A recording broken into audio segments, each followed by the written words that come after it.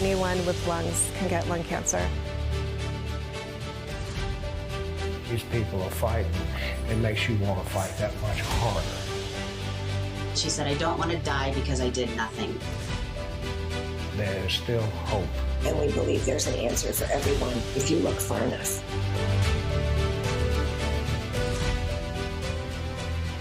I'm Carla Hill, and welcome to Hope is Here.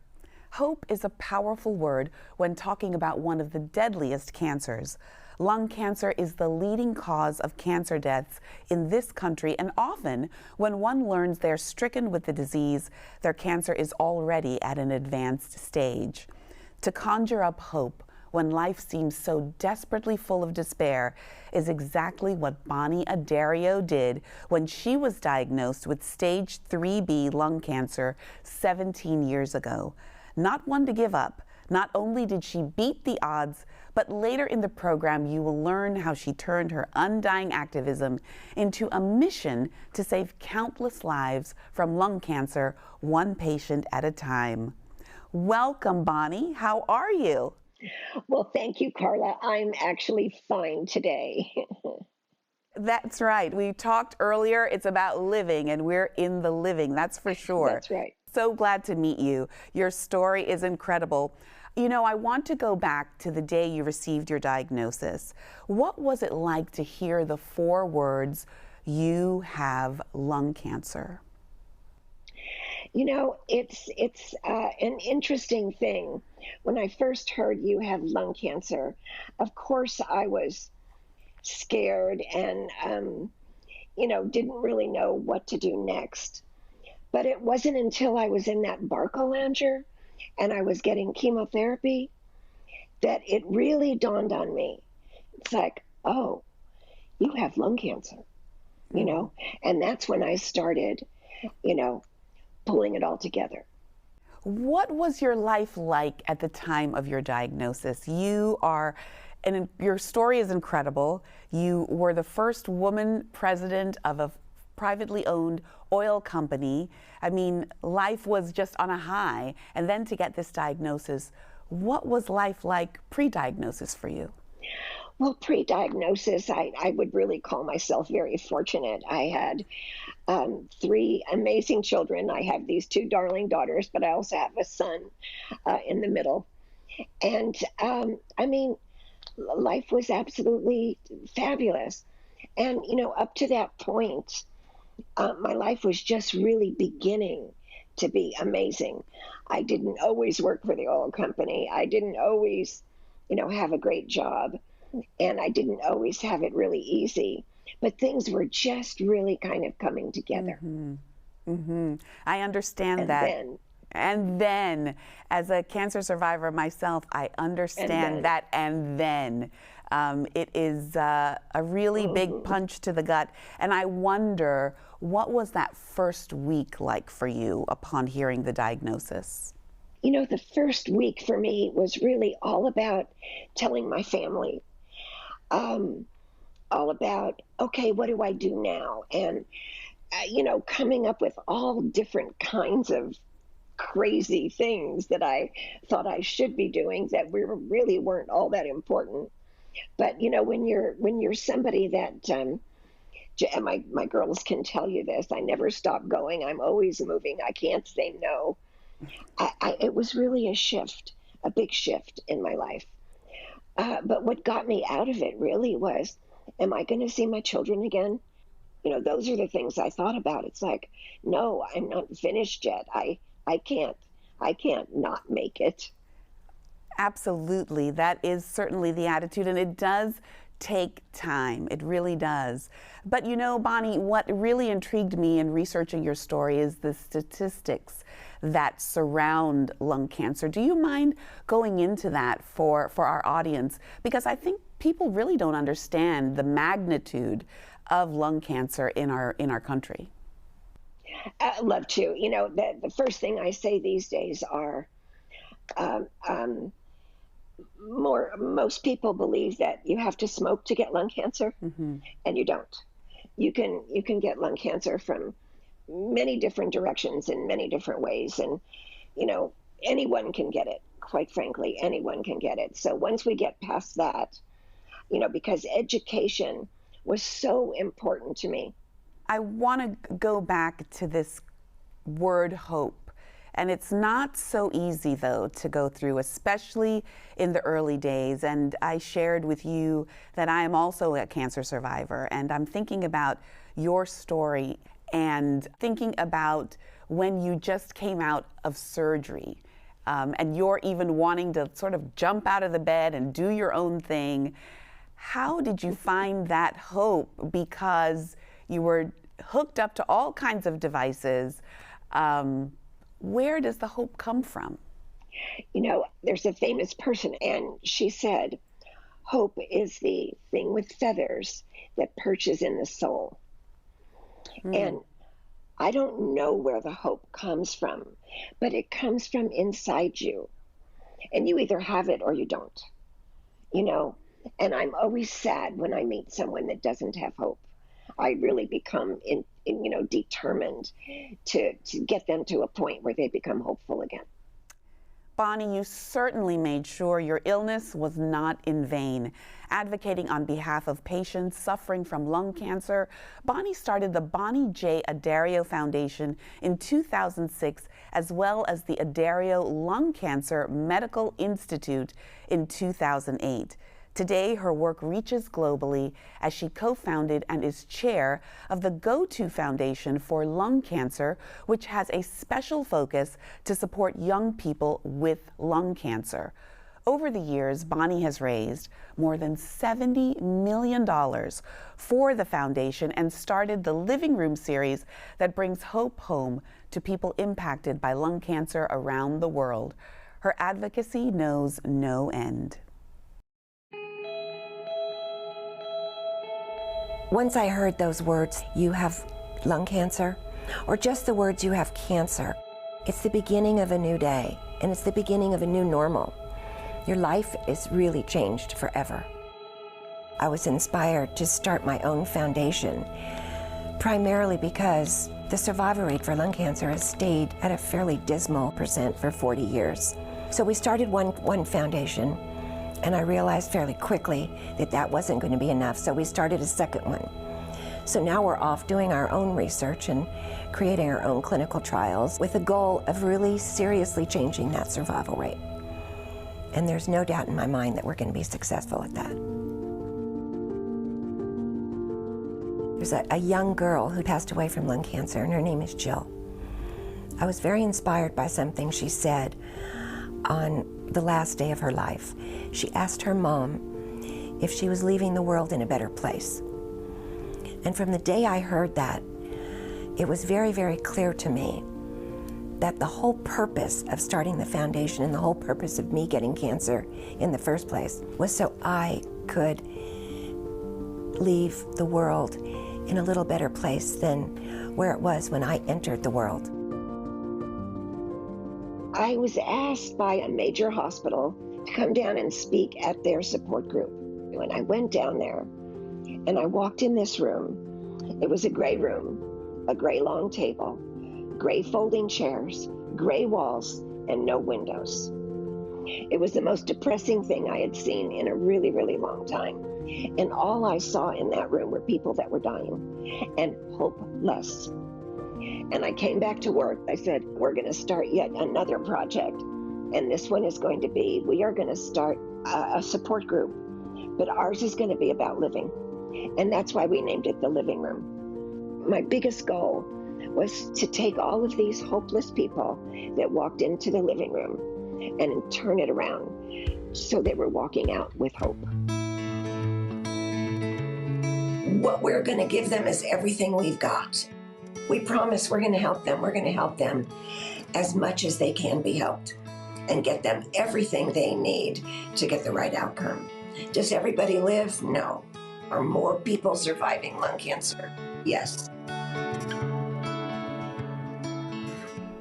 joining us now are your daughters, Bonnie, Andrea, and Danielle, who are most definitely part of the story of your foundation and the game-changing work that you're doing with lung cancer. Andrea and Danielle, how did your mom's fight with lung cancer encourage you to eventually help her with her work, her advocacy with lung cancer?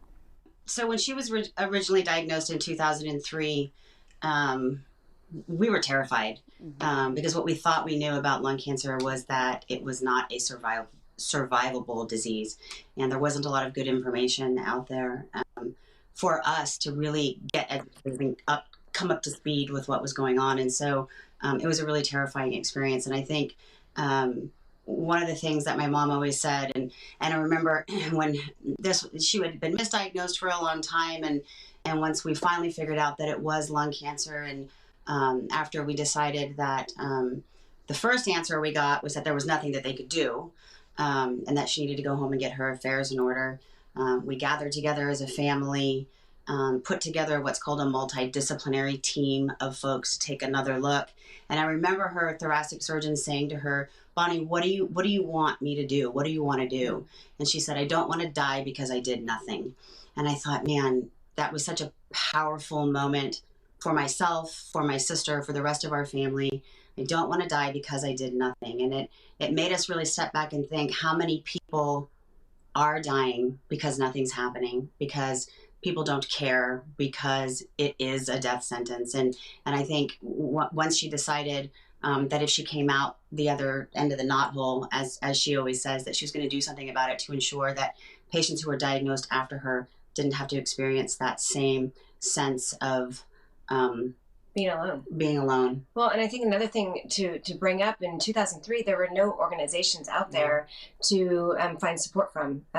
She happened to come upon an amazing thoracic team, from surgeons to oncologists to pulmonologists and so forth, but there was no support for her or for us. Like Danielle said, that the access to information was so minimal. But I think most important too is the stigma of this disease, which still exists. Was nothing fun to experience. It reminds me a lot of stigmas in the mid 80s to the early 90s with HIV and AIDS, and it's just not fair. Everybody deserves a chance for sure to live, and nobody asks to get this disease. Whether you smoked or you did not smoke, no one deserves this. And I think that was one of our biggest fights. Our mom survived this through a lengthy battle, but the multiple people and patients and wonderful, amazing families that we've met over the years has kept us, continue this fight. It's unfortunate. We're getting there though. It does make us smile when we see that there has been some change, where people aren't looking at you as, oh, you have lung cancer. That's right. Are there any other myths that you discovered in going through this health journey with your mom that you may want to dispel today with the audience? I think outside of you don't have to smoke to get lung cancer, I think that's the largest one. I think don't be afraid to ask questions. Don't be afraid to talk to your doctors. I think myth number one is that people assume that doctors know everything. And in lung cancer in particular, things are happening so fast and so furiously in this day of precision medicine. The expectation that a general oncologist, particularly in more rural areas, is going to know everything there is to know about any cancer that walks through their doors, I think unrealistic and unfair. So educate yourself, know what your cancer is, know what your cancer looks like, and don't be afraid to have that conversation with your doctor. That's great. And the data that shows that women are really susceptible to this disease, that really was startling in the research that I did for this show. Any other statistics that were really jarring to you? I think I want to touch on the women in lung cancer thing because you're absolutely right. We have seen an increase, particularly in never smoking women with lung cancer. And the sad reality is we don't know why. Much needed research dollars need to be coming in the door for us to really dig down and figure out what that is and what that looks like. Mm-hmm. You know, The Living Room is an online support system, but it's also a book. The Living Room, a lung cancer community of courage. Tell me about some of the people featured in the book, by the way, a few of whom will be joining us in the months to come. Sure. If I can step in, I know in the future you're going to be interviewing and working with Emily Taylor, as well as Gina Hollenbeck and Mary Costello, Jill Costello's mom. One of the most inspiring stories that are a combination of those three is that Emily Bennett Taylor will tell you that had she never heard of Jill Costello's story, she would have never demanded a CT scan. Wow. And she had been misdiagnosed for months with asthma and so forth. And she heard that story, which just empowered us more to tell more stories like Jill's and like Bonnie's and like Gina's and Emily's and Hank's and everyone in the book and so many thousands more. Because people need to know that they can get this disease, that they can go misdiagnosed because of, no smoking history, because they're an athlete, because they're in great shape, they're healthy, they eat right, they do everything right, but they can go misdiagnosed. And Emily will tell you in her interview that Jill's story saved her life. And I think back on that because Jill, for being 21, and I can kind of compare. I have a daughter who's 19 now, but Jill was so much more wise at 21 than most college students are, because she never looked at this disease like poor me. She wanted to make sure that she was going to beat lung cancer for everyone. She knew what her outcome was going to be, and that young girl, she fought every day of her life. Wow. I mean, she rode Cal's crew team to, I think it was Pac-10 at the time, championship 2 weeks before she passed away. I mean, you don't find too many 21-year-olds with, a late stage cancer like that, with that much ambition. It's just... It's incredible. And I think one of the things I love most about the stories that you'll read in this book they are stories of hope. Hope is what it's all about. Hope is Bonnie's, motto. And it really, hopefully for me, will help to destigmatize this disease, because it shows you these folks from all different walks of life. That could be your brother, your sister, your best friend, your neighbor, all living with lung cancer. Bonnie, I want to come back to you and just really validate some of the things that Andrea and Danielle just talked about. You have created this worldwide system. But, we were talking earlier, and as independent women, people that did things on their own, we didn't want support from anyone, but you discovered that a support system is really important. How do you convince people that they do need to have these stories told, have their story told, as well as know that their story is important to that next survivor that is out there in the world? That's a great question, but the answer is pretty simple. Once they walk through that door and come into this hopeful place, they want to tell their story. I think getting to the point of telling your story comes with a little anger. These people that we have brought together love each other. They create little mini living rooms in their own areas. This is truly an act of love by all of these people, our family, their families. Nobody says no when we ask them to help us. They're always ready, willing, and able. And when you read the book, you'll see what some of these people were free to say. Every once in a while, I pick up the book and I know what is said in there, and I'm crying. Yes. I'm crying, and some of the tears come from anger. That this isn't moving fast enough. We need to save more lives. How do these gatherings, in person and online, help families and loved ones, as well as those suffering from lung cancer? Our living room has reached 142 countries, Danielle, or more. Oh, that's incredible. 144. Ooh. 144. I actually had a young girl from Prague call the office one day because she'd been participating in the living rooms and she wanted to find a doctor for her mom who had lung cancer. And so I said, okay, I'm going to call you back. So I got on the phone to one of our docs here in the U.S. and I said, who have we got in Prague? And he said, oh, we've got Dr. Rafal. Here's his number. So I called him. He turned around within 30 minutes, called that young girl and made an appointment for her mom. Oh, wow. Right here from our living room to Prague. That's incredible. So we teach them, we bring in speakers, we teach them how to manage their own disease. Oh, fantastic. And their family's disease. I think one of the amazing things about the living room is people come early and they stay late, which is a key indicator of how much they love being there. People, the first part of the meeting is people really sharing their stories, and it creates this environment where people can learn from one another as they're telling their stories or giving updates, and maybe having side effect X. Somebody else in the room ultimately will have side effect X, and so it really does create this community of belonging. And like I said, they come early and they stay late. So, but even the patients and their loved ones who are participating online still have that same connection. You can sit there and you can watch the chat features online, and they're asking, such and such, person, another question, and saying, hey, this is the experience I've had during this. So you can see that interaction online, so it's wonderful to see that happen in that type of setting as well. I want to go back to GoTo Foundation and ALMCI that has come together for research on the genomic of young lung cancer.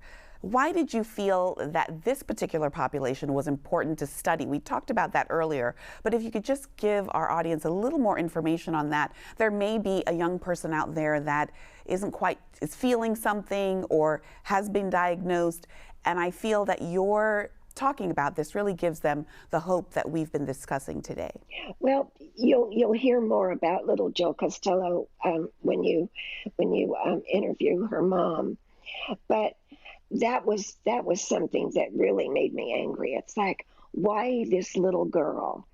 No young people, children, should have these kinds of diseases, and that just drove us to do as much as we could to, number one, prove there was a young lung cancer, to prove that they were ready, willing, and able to participate in clinical trials and, do whatever was asked of them. And they were so brave. Their bravery was and continues to be amazing, absolutely amazing, to be that young and that sick and that brave all at the same time. Danielle, Andrea, maybe you have something to say.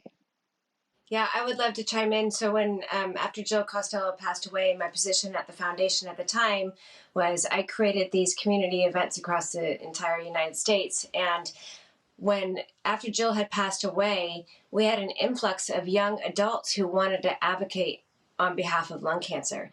They truly would go into these communities and erase the stigma. They were that one population who never asked a newly diagnosed lung cancer patient, did you smoke?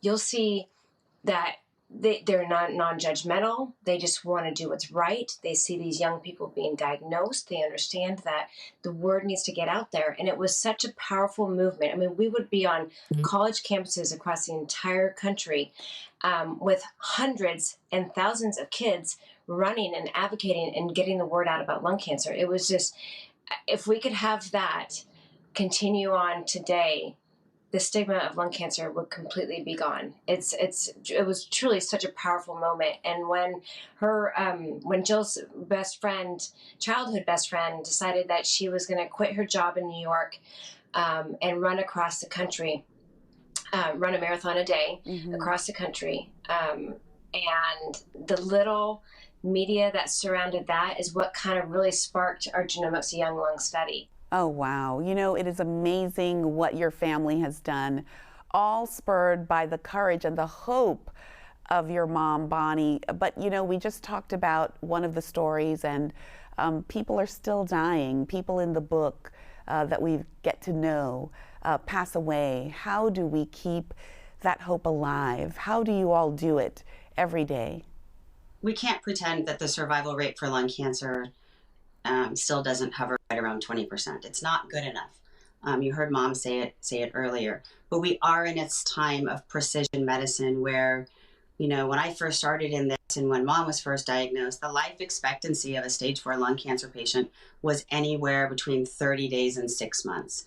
And now with precision medicine, with the increased research dollars going towards studying this disease, we're seeing stage 4 patients live 5, 6, 8, 10 years. And that's huge. So working towards making this a chronically managed disease, I think has been a huge piece, and it's not really included in that 20% survival rate. You know, I think we talked about it a little bit earlier. The sad reality is lung cancer still takes more lives every year than breast, prostate, and colon combined. And that's a lot of people, you know, with 225,000 people diagnosed in this country alone every year, and about 150,000 people succumbing to lung cancer, or 150,000 people, succumbing to lung cancer every year. It's not good enough. So we are committed to fighting every day, not only for the folks that you will read about in this book, but those that will be, you know, come and be diagnosed after them. Wow. And a little dose of hope is this: more drugs in the last 5 years than the last 5 decades. Wow. More That's new drugs for incredible. lung cancer in the last 5 years. Well, that's all because of the work That's hopeful. that you and your family have done. I really commend your work, and I look forward to speaking to many of the people in your book whose stories truly exemplify the belief that hope is here. Thank you, Bonnie. Thank you, Andrea. Thank you, Danielle. Thanks for joining me.